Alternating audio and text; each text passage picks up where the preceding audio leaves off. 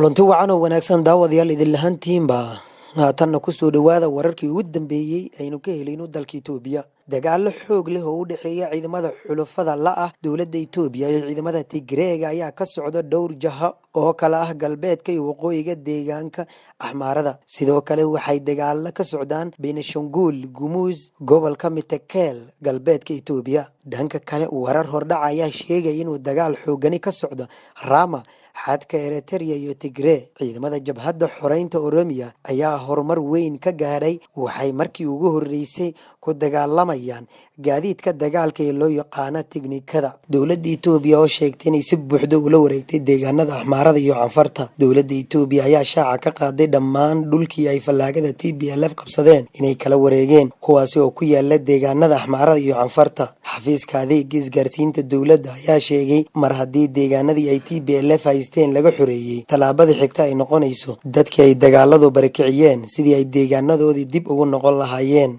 Waxay dowladda Itoobiya ku eedeysay TPLF bilooyinkii ay deegaanadaasi gacanta ku hayeen inay gabadfallo isugu jira jirdil iyo kufsi ka geysteen, taasi oo loo saaray guddi gabadfalladaasi soo baara. Go'aamadeenna ma ahan kuwa dareen laablakac lagu go'aamiyo, waxaa sidaas yiri Abiye Ahmed. Hadalkan Abiye Ahmed ayaa ku soo beegmay xilli Axmaaradu ay aad uga cadhootay go'aankii dowladda dhawaan qaadatay ee inaysan ciidamadeedu tigreega gelin. Waqooyi Gondheer waxaa ka socda dagaal xoogan oo u dhexeeya ciidamada huwanta iyo kuwa tigreega. Dagaalka waxaa si weyn uga qayb qaadanaya siday wararku sheegayaan diyaaradaha dagaalka. Militariga Itoobiya oo lagu amray inaysan gelin gobolka Tigray. Ciidamada Itoobiya ayaa amar lagu siiyay inay ku ekaadaan gobolada Canfar iyo Amxaara oo deris la ah gobolka Tigray kadib markii goboladaasi laga saaray dagaalamayaasha TPLF. Madaxa warfaafinta Itoobiya Dr. Legese Tulu ayaa sheegay in go'aankani uu yahay mid kumeel gaar ah oo la midnimada qaran waa laga gaaray hadafkii koowaad ee laga lahaa, taasi oo ahayd in TPLF laga xoreeyo meelihii ay qabsadeen, ayuu yiri Dr. Legese. Wuxuu sheegay in marka ay ku habboon tahay un la qaadi doono wax tallaabo ah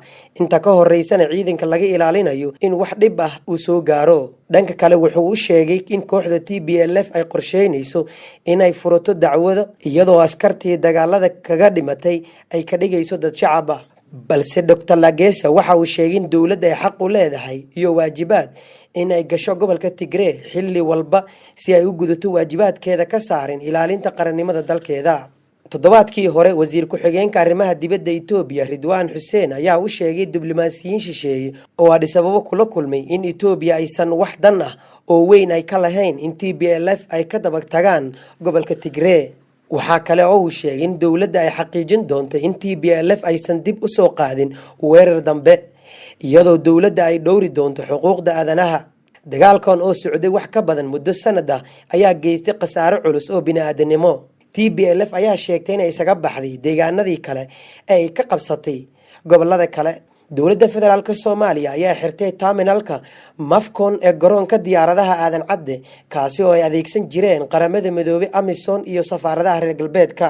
Warqad ka soo baxday maareeye ku-xigeenka garoonka aadan cadde Caydaruus Axmed Kaahiye ayaa lagu sheegay in go'aankani la qaatay kadib markii amar ka soo baxay wasaaradda arrimaha dibadda ee Soomaaliya. Duulimaadyada Amisom, qaramada midoobay, safaaradaha reer galbeedka ayaa lagu wargeliyay in hadda kadib ay adeegsan doonaan terminalka shacabka caadiga iyo qaybta VIP-da.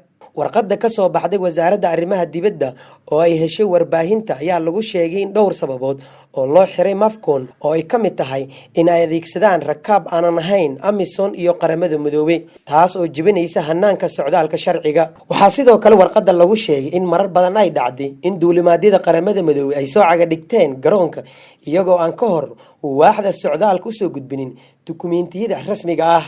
wasaaradda arrimaha dibadda ee Soomaaliya ayaa sidoo kale sheegtay in qaar ka mid ah duulimaadyada adeegsadaan Mafcon ay soo qaadeen dad aanan haysanin baasaboor, taas oo ka dhigan inay si sharci darro ay ku soo galeen Soomaaliya. Jubbaland oo hab ka duwan Galmudug iyo Koonfur Galbeed u qabanaysa doorashada. Xubnaha golaha shacabka ee ka imaanaya deegaanada maamulkaasi gaar ahaan magaalada Kismaayo. Guddiga doorashada ee Jubbaland ayaa soo gudbiyay liiska guddiyada ergada diyaarinaya, waxayna isugu jiraan oday dhaqameedyo iyo bulshada rayidka ah. Guddiga hirgelinta doorashooyinka heer dowlad goboleed ee Jubbaland Said waxay halkaani kusoo gudbinayaan guddiyada xulista ergooyinka kuraasta 6 ah ee la shaaciyay 23 bishaani kuwaasi oo kamid ah 43 kursi ee ku astaysan dowlad goboleedka Jubbaland ayaa lagu yiri warqad ka soo baxday guddiga hirgelinta doorashada Jubbaland. doorashada 6 kursi ayaa la filayaa in maalmaha soo socda ay ka qabsoonto gudaha magaalo xeebeedka Kismaayo oo haatan laga dareemayo qabanqaabo xoogan.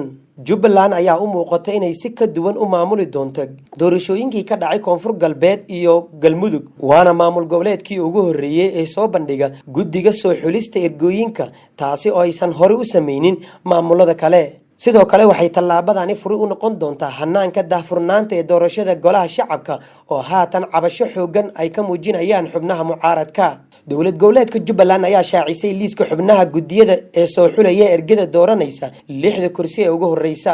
ugu dambeyntiina madaxweynayaashii hore ee maamulka Puntland Cabdiraxmaan Farooli iyo Cabduuli Cali Gaas oo uu helinayay ra'iisul wasaarihii hore ee Soomaaliya Cumar Cabdirashiid Cali Sharmaake ayaa maanta u safray Puntland. mas'uuliyiintan ay wehelinayaan xildhibaano iyo odayaal dhaqameed ayaa saacadaha soo socda gaari doona magaalada Garowe ee caasimadda Puntland. ujeedka safarka madaxdani ayaa la xiriiray sida ay qayb ugu noqon lahaayeen dadaalada nabadeed ee lagu doonayay in lagu soo afjaro xiisadda dagaal ee Boosaaso.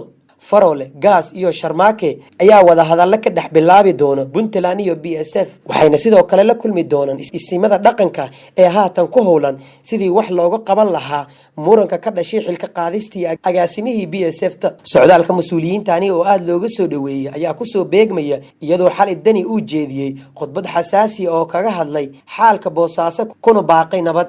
Puntland ayaa xaalad dagaal gashay kadib go'aankii xilka qaadista ee General Maxamuud Cismaan Dayaano oo uu kaga hor yimid tallaabada uu qaaday madaxweynaha maamulkaasi.